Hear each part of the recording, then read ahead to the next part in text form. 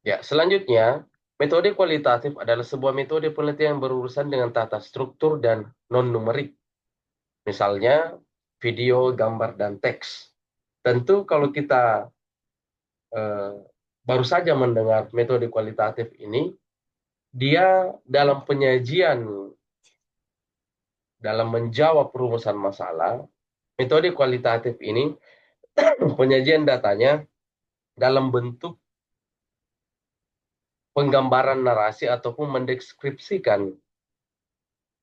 Ya, tentu ini mendeskripsikan berarti menggunakan kalimat-kalimat tertentu untuk mendeskripsikan suatu fenomena yang diteliti. Ya, jadi mereka menjawab dengan menggunakan kalimat dan sebuah penggambaran mengenai fenomena yang dia teliti.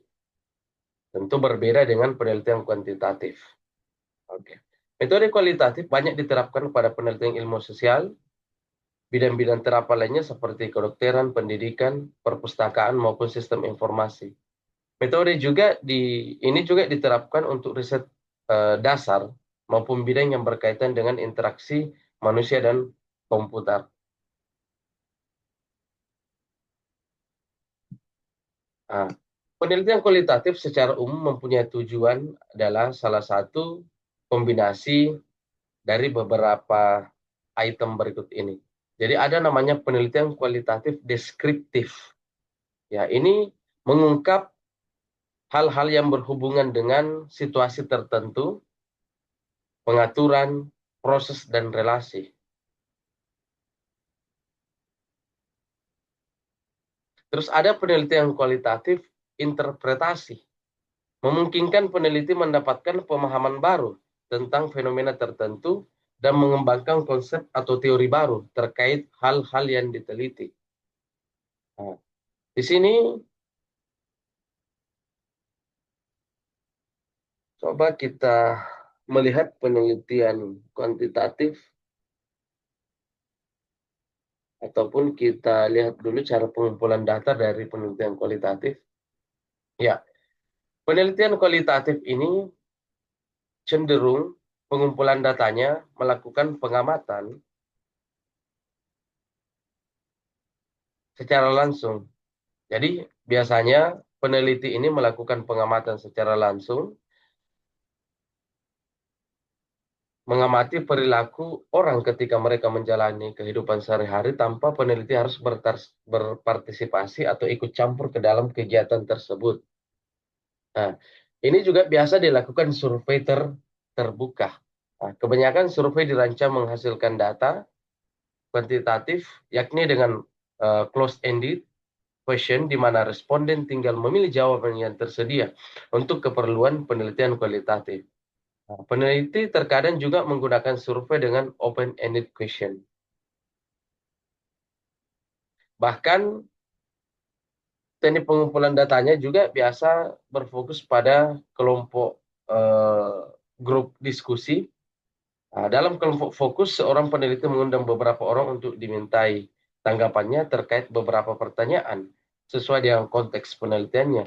Nah, kelompok fokus biasanya terdiri dari 5 hingga 15 responden. Biasanya juga penelitian kualitatif ini dalam teknik pengumpulan atau pengambilan sampelnya, orang yang akan dimintai keterangan ataupun tanggapan yang akan diwawancarai, dia memilih secara langsung. Ya, bukan secara acak, tetapi dia harus mengetahui terlebih dahulu atau peneliti harus mengetahui terlebih dahulu bahwa orang yang ditunjuk sebagai informannya adalah orang yang betul-betul mengetahui apa yang akan ditanyakan. Terus ada juga wawancara mendalam. Para peneliti melakukan wawancara mendalam dengan cara mewawancarai responden satu persatu. Agar pertanyaan tetap fokus, peneliti sebaiknya mempunyai daftar pertanyaan yang perlu ditanyakan secara berurutan.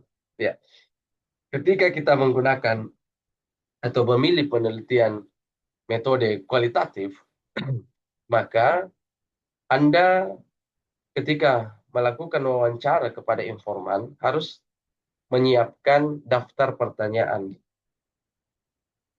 Uh, dan hasil wawancara itu tidak boleh ditambah-tambah dan tidak boleh dikurangi.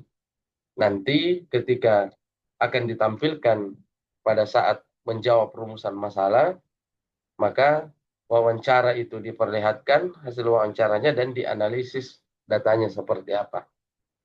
Analisis data yang biasa digunakan oleh eh, orang-orang yang melakukan atau mengambil metode kualitatif, dia menggunakan cara analisis data dari Miles dan Huberman.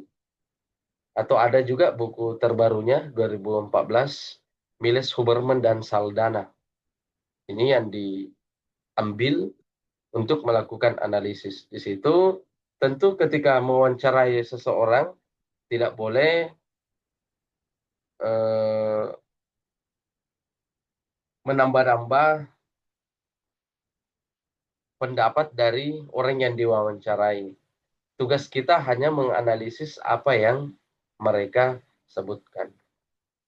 Oke, kita lanjut lagi. Terus ada catatan sejarah, pengamatan partisipan, pengamatan etnografi, analisis konten, iteratif, induktif, berpusat pada peneliti. Nah, jadi biasanya juga berpusat pada peneliti, nilai-nilai dan pengalaman peneliti dipandang sebagai faktor yang mempengaruhi analisis identitas diri peneliti menjadi hal yang penting dalam kaitannya dengan analisis. Hal inilah yang biasa disebut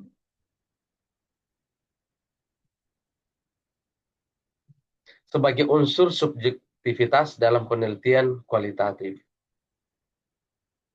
Oke, coba diperhatikan, ini tidak kalah penting, metode kuantitatif dan sebagian besar penelitian metode yang Anda pilih di dalam tugas-tugas Anda kebanyakan menggunakan metode kuantitatif ataupun eh, metode kuantitatif yang dipengaruhi oleh jenis pengembangan yang biasa disebut R&D, Research and Development. Ya. Penelitian kuantitatif didefinisikan sebagai investigasi sistematis terhadap fenomena dengan mengumpulkan data yang dapat dikuantitafikasi dan menggunakan prosedur statistika, matematika, atau model komputasi lain untuk melakukan analisis data. Ya. Kalau penelitian kualitatif tadi ada data wawancara yang mau dianalisis, Anda juga bisa menggunakan aplikasi NVivo. Sedangkan jika metode kuantitatif yang Anda pilih dan ada data yang perlu dianalisis, maka biasanya orang menggunakan aplikasi SPSS atau IBM SPSS. Jadi nanti ketika Anda memilih kuantitatif, maka Anda harus memilih aplikasi SPSS. Ya, untuk yang lebih kompleks ya. Sebenarnya sebagian penelitian kuantitatif bisa juga dijawab dengan menggunakan aplikasi Microsoft Excel. Baik, penelitian kuantitatif mengumpulkan informasi dengan strategi tertentu, misalnya survei dari responden yang dipilih dengan cara tertentu. Hasil dari survei kemudian disajikan dengan cara tertentu untuk memahami yang terkandung dari kata yang dikumpulkan. Nah, apa saja karakteristik metode kuantitatif? Ada instrumen, ada pertanyaan tertutup, ada ukuran sampel, ada studi sebelumnya, ada data kuantitatif, generalisasi hasil, terus pendekatan metode kuantitatif, metode non-eksperimental. Sehingga metode kuantitatif ini sebenarnya ada terbagi-bagi menjadi beberapa pendekatan. Pertama, metode non-eksperimental adalah metode yang dilakukan tanpa peneliti melakukan manipulasi atas peubah yang sedang diteliti. Ada tipe-tipe metode non-eksperimental, yakni deskriptif korelasional dan sebab komparatif. Metode deskriptif terdiri atas survei dan observasi. Ini juga biasanya paling banyak digunakan ketika menjelang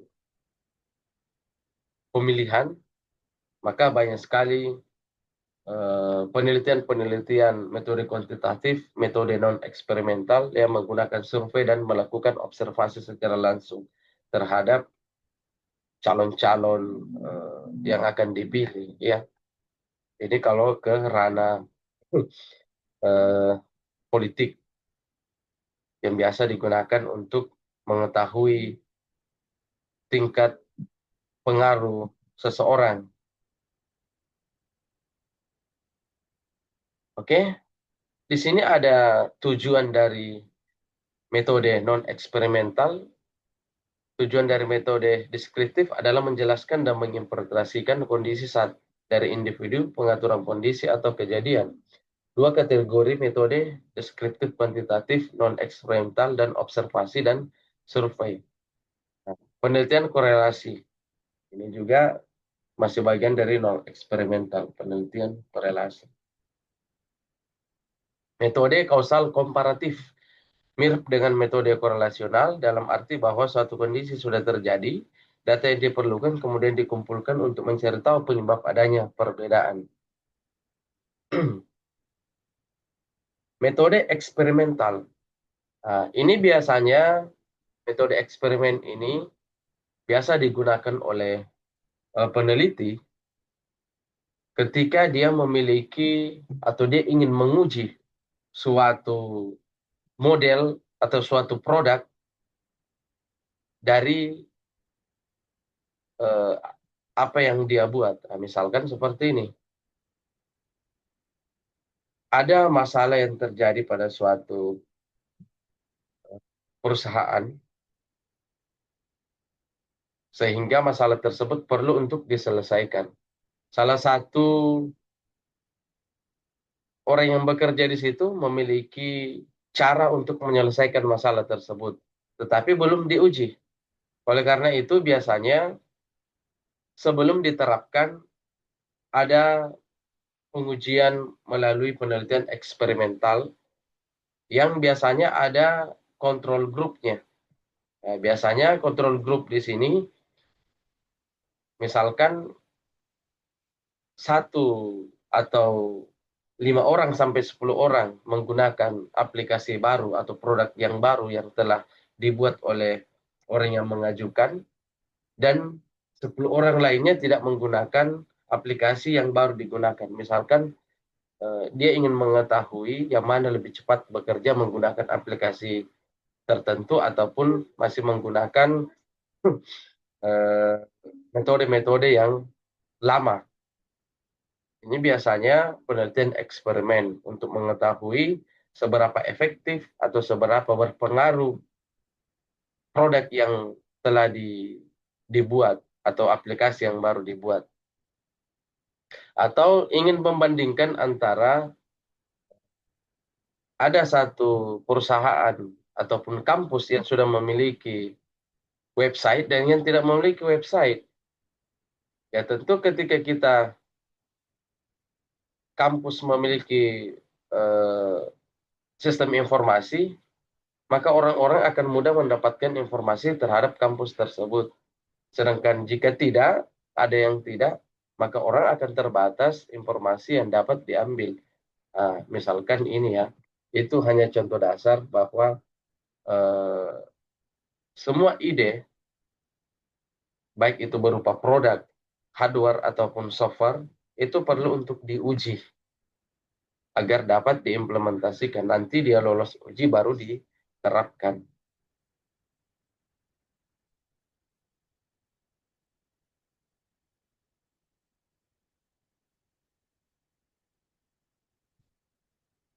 Saya coba memperlihatkan salah satu hmm, tugas dari temannya.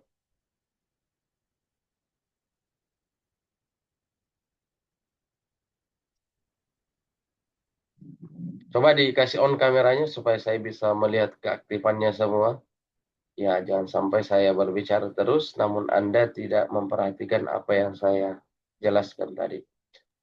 Suara saya Hadir jelas tadi ya? Pak. Ya, Ikram masih on juga.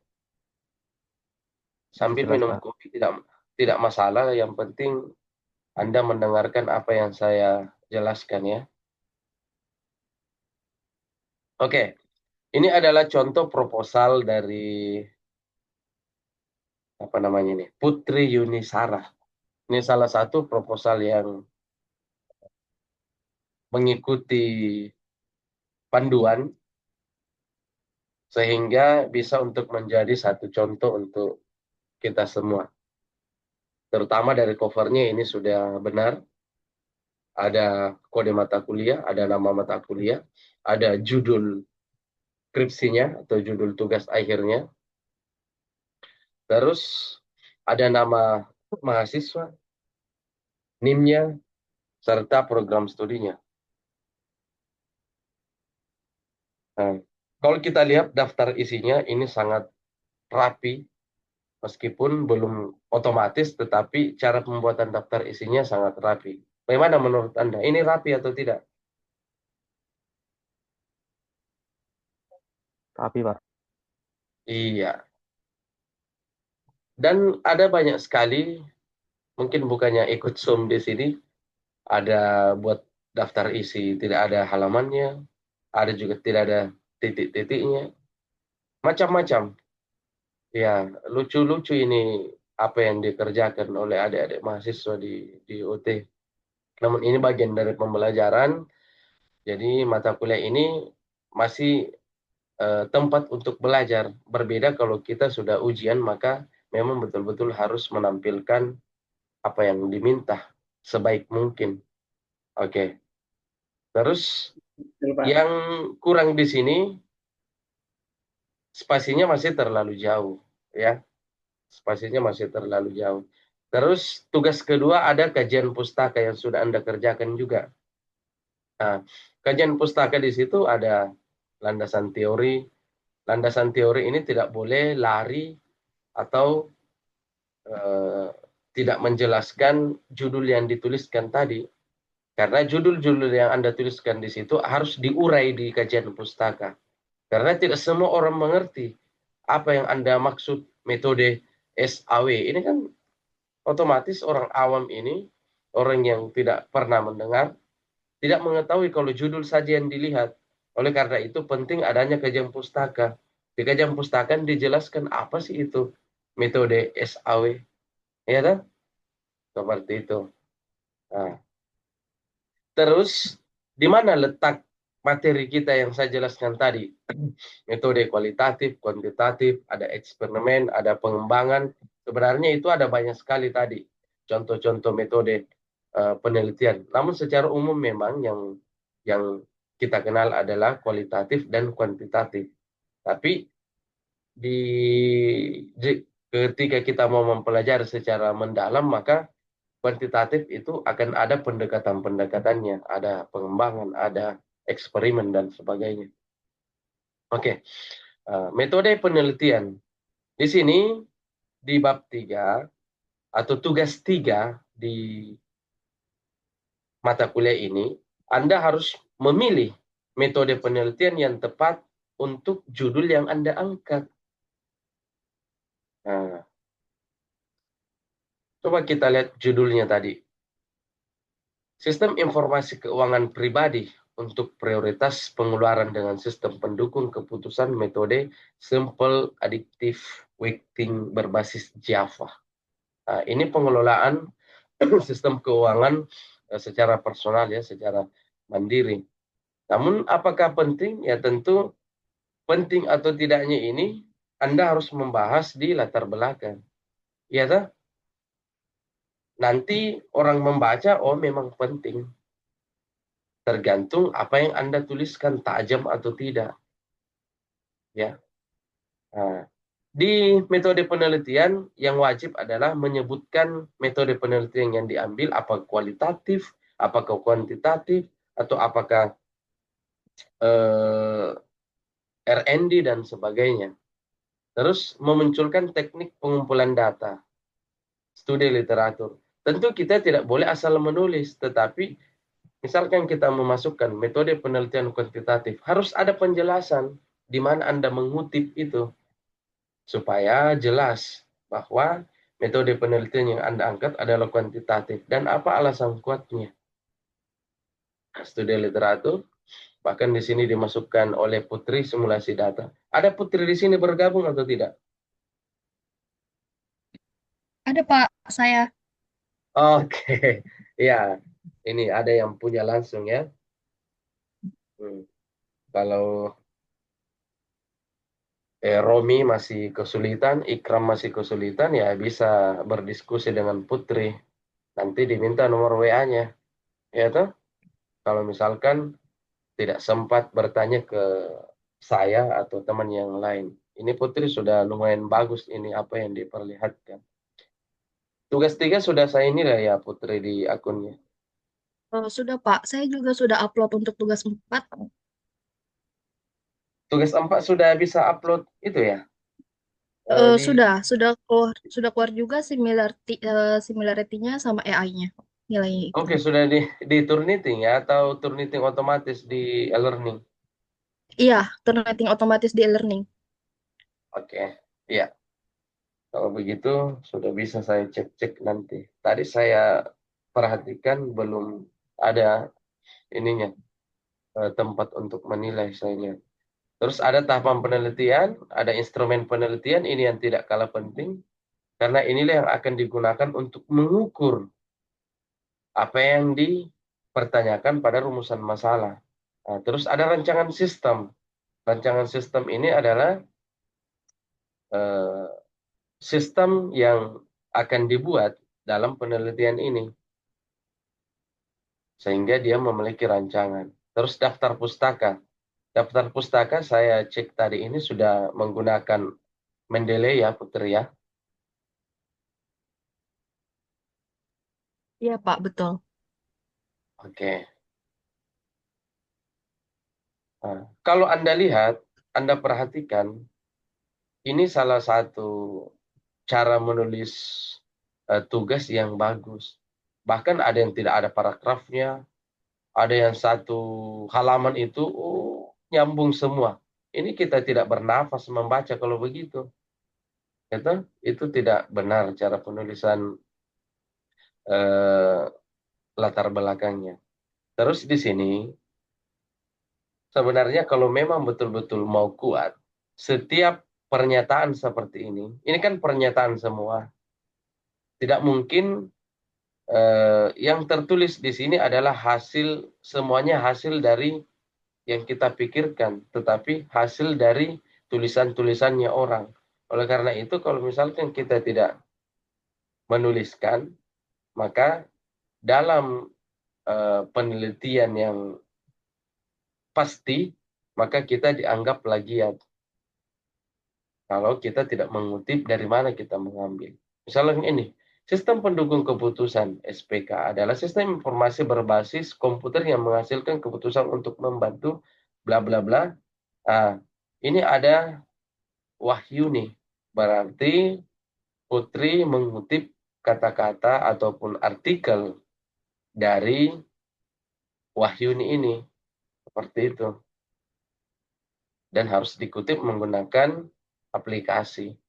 Ya, meskipun di latar belakang ini masih terbatas sekali, namun setidaknya sudah ada yang dilihat.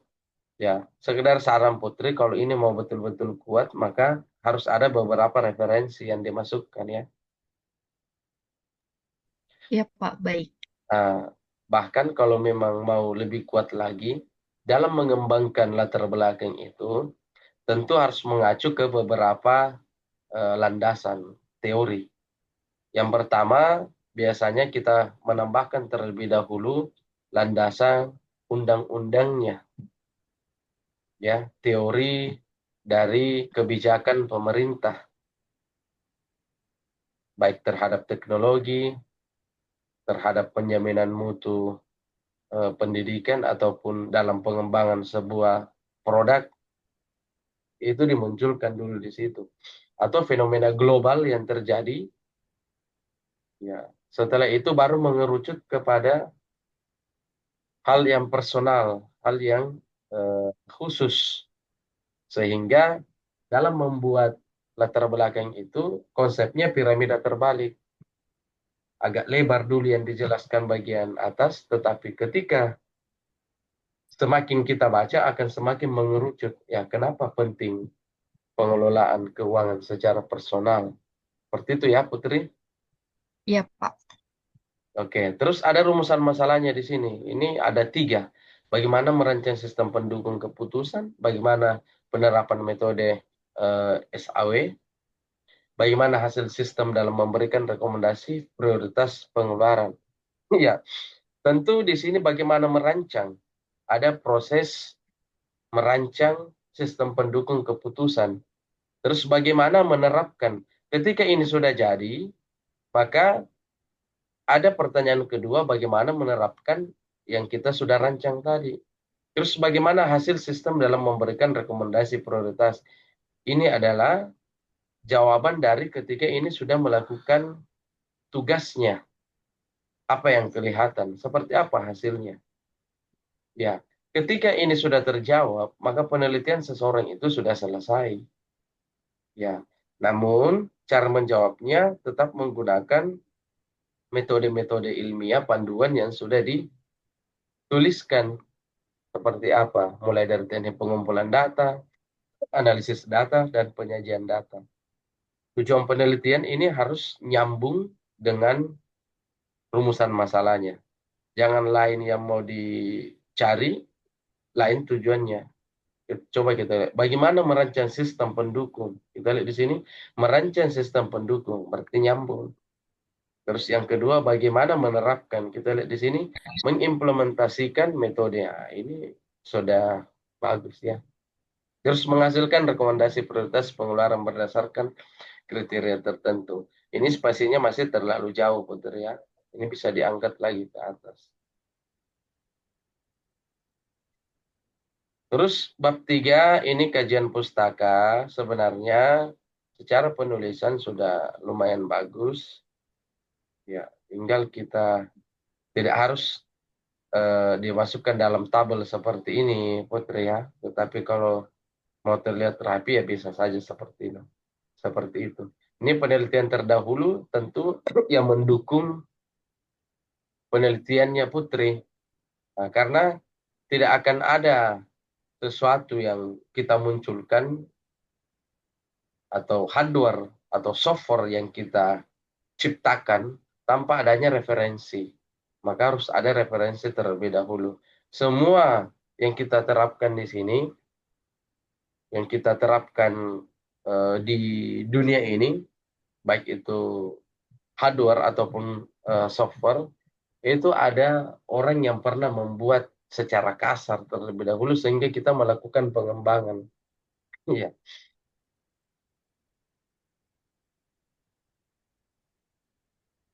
oke, landasan teori dan sebagainya. Saya harap eh, yang mengerjakan ini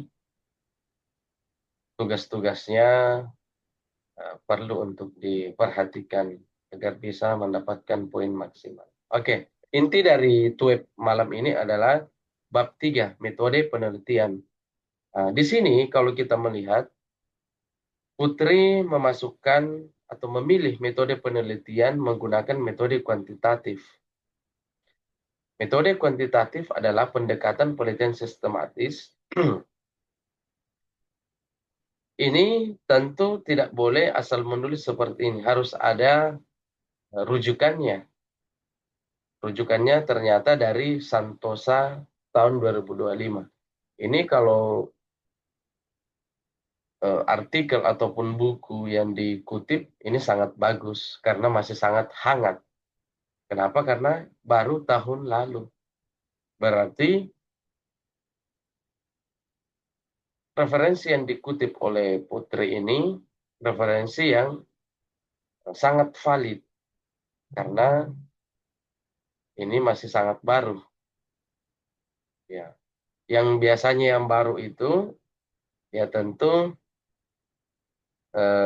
pernyataannya masih sesuai dengan zaman sekarang. Tetapi kalau misalkan kita kutip yang tahun 1996 dan di bawahnya itu biasanya sudah ada pergeseran, pergeseran makna ataupun ada kelemahan seperti itu.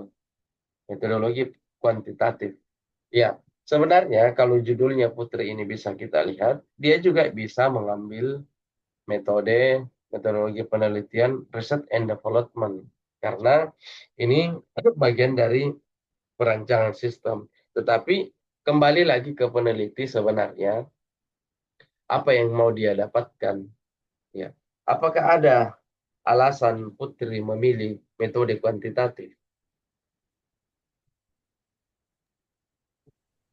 Sebenarnya untuk metodologi penelitian ini saya tulis berdasarkan pengalaman pribadi sih Pak. Jadi Mm-mm. secara pribadi saya sendiri pun sebenarnya terkadang masih sulit untuk nentuin pengeluaran mana yang jauh lebih prioritas kayak gitu. Jadi makanya saya bawa keresahan apa yang di diri saya menjadi sebuah metodologi Hmm. dan sebuah eh, problem solving gitu. Makanya saya mengambil metodenya ini berupa kuantitatif karena memang problem solvingnya itu untuk diri saya sendiri dulu gitu. Makanya belum mengambil untuk R&D-nya gitu Iya, Pak. baik. Tentu kalau kita memilih penelitian kuantitatif, penyajian datanya nanti ketika eh, ditampilkan, baik itu karena ini kuantitatif dan Anda memilih pengembangan jenis pengembangannya waterfall, jadi harus ada kelihatan rancangan yang dibuat ataupun sistem yang Anda buat dan nantinya muncul juga ada angka-angka dalam penyajian datanya. Apakah eh, melalui angka itu baru bisa diterima apakah sudah sesuai atau tidak. Oke, kita lihat di sini teknik pengumpulan data. Ada studi literatur, terus ada simulasi data. Ini ini luar biasa ini. Kalau semua perempuan di Indonesia mengatur pengeluarannya ini, ya ini laki-laki bisa tersenyum bahagia. Ya, ya, karena ketika pengeluaran-pengeluaran itu dicatat dengan baik, maka kita bisa mengetahui berapa inputnya, berapa gaji kita, dan berapa yang seharusnya keluar. Yang sampai yang keluar itu lebih banyak daripada yang masuk, ini eh, mempercepat adanya masalah kalau tidak diatur dengan baik. Jadi saya kira ini cukup penting ya untuk apa namanya diimplementasikan. Dan kalau perlu Putri nanti eh, ini juga yang diangkat untuk tugas akhir sampai selesai supaya tidak ini ya. Harus Anda pertahankan ini. Iya, Ya Pak, baik. iya, indikator penilaian pengeluaran ini adalah data-data mentah yang nanti bisa muncul, bisa juga ada yang terseleksi di sini. Tahapan penelitian, analisis kebutuhan sistem, desain sistem, pengujian sistem, instrumen penelitian. Ya. Terus rancangan sistemnya ini ini Putri menggunakan ini ya, NetBeans ya, Iya Pak, betul. Karena selama saya NetBeans ya. belajar di sistem informasi, kayaknya NetBeans saya jauh lebih bisa dibandingkan yang lain. Iya, ya tidak masalah. Ini bagus sekali juga. NetBeans itu aplikasi yang bisa digunakan untuk mengembangkan eh, aplikasi ya. Dan tidak terlalu berat juga. Ya, saya kira ini sangat bagus sekali menjadi satu contoh. Saya tidak salah dalam eh, menyeleksi beberapa proposal untuk ditampilkan. Ini sudah ada eh, halamannya. Ya,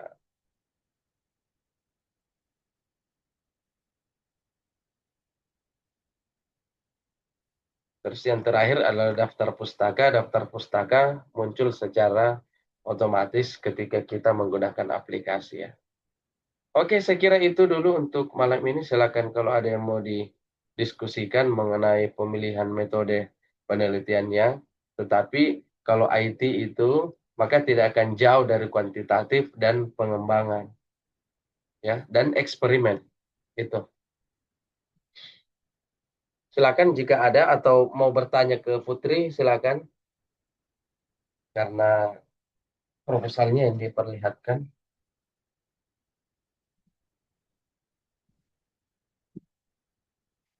Bagus, ini ada 18 orang yang bergabung. Terus terang dari eh, beberapa tahun saya mengajar di UT, di MK ini yang paling banyak pesertanya.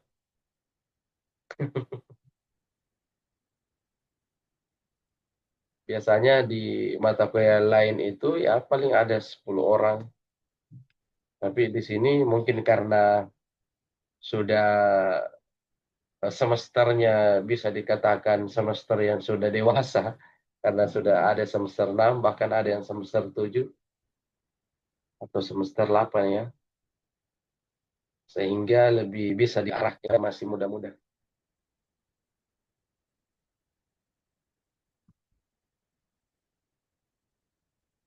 Apakah sudah jelas yang saya perlihatkan?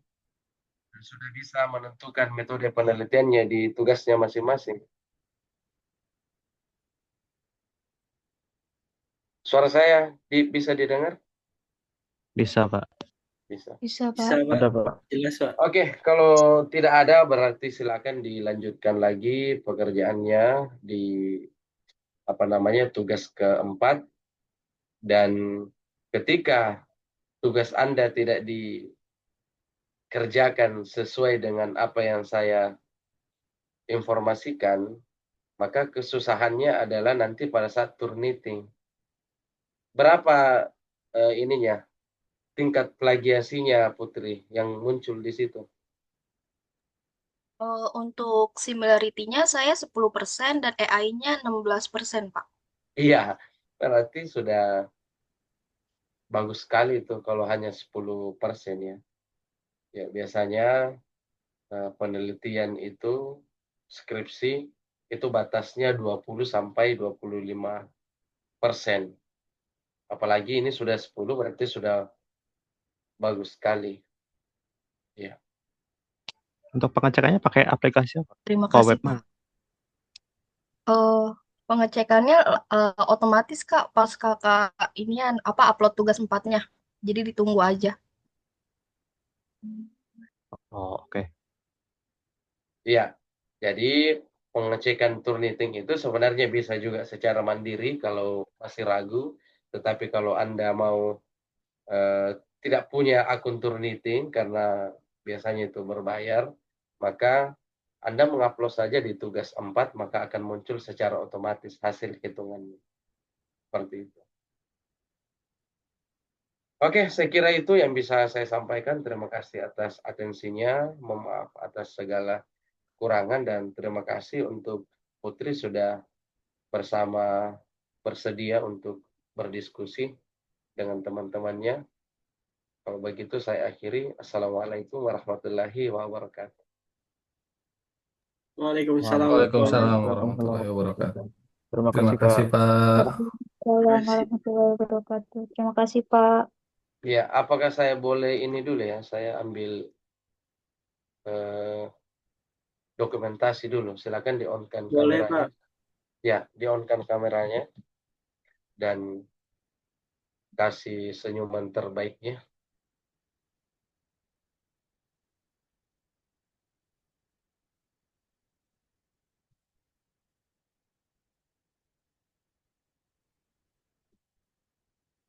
Siap-siap ya.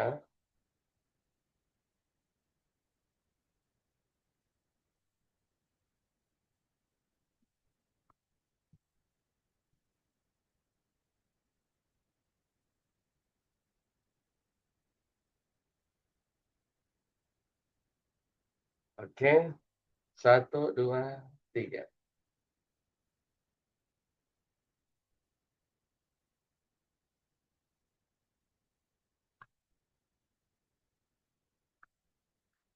Oke, saya kira itu untuk malam ini. Mudah-mudahan bisa dituntaskan segala tugas-tugas yang diberikan setiap aktivitas atau setiap sesi. Ulangi kembali. Assalamualaikum warahmatullahi wabarakatuh. Waalaikumsalam warahmatullahi wabarakatuh. Masih, Pak. Izin daftar. Ya.